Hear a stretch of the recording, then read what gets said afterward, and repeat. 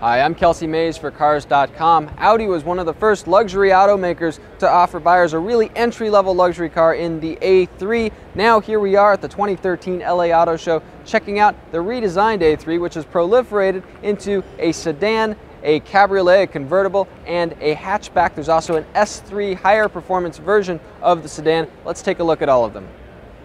With its low set grille and wide headlights, the A3 is not going to be mistaken for anything other than an Audi. The automaker says it developed this car with the US and China in mind, and so it's not a very small car. Wheelbase grows about 2 inches versus the prior generation A3. Overall length about 175 inches for the sedan. That's about 10 inches shorter, bumper to bumper, versus the larger A4 sedan.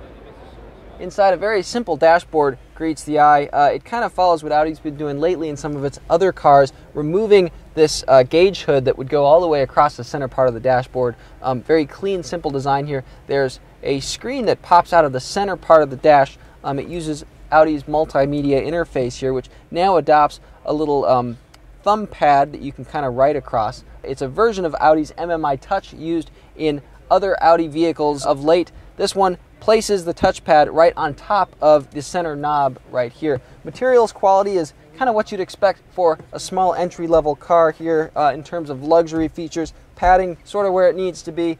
Not really a stripped down model in terms of content, Audi says. The A3 will come standard with things like leather seats, Bluetooth rain-sensing windshield wipers, and a moonroof.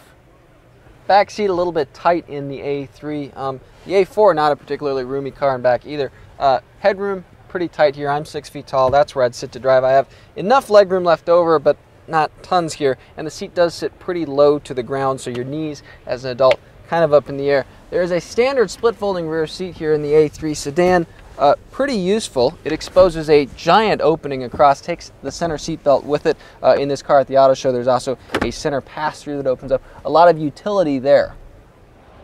Powertrain specifications are still being finalized, but the A3 will offer a 1.8 or 2-liter turbo 4-cylinder. There will also be a turbo diesel 4-cylinder. The S3 will offer a higher output 2-liter turbo 4-cylinder, which should have somewhere around 280, 290 horsepower. The cars will have front or all-wheel drive. And finally, Audi's A3 e-tron hatchback will have a plug-in hybrid drivetrain. The A3 and S3 arrive in early 2014. For the sedans, the cabriolet A3 arrives in fall of 2014. And finally, the A3 e-tron hatchback arrives in 2015. So stick around for more news closer to those dates.